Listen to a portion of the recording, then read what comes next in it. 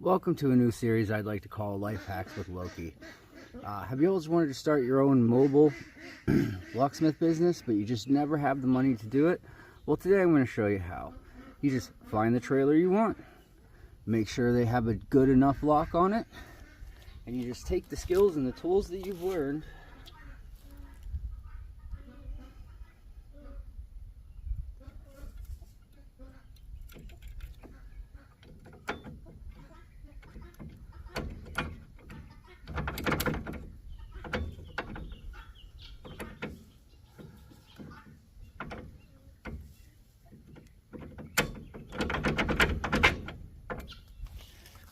and boom, you're a mobile locksmith now.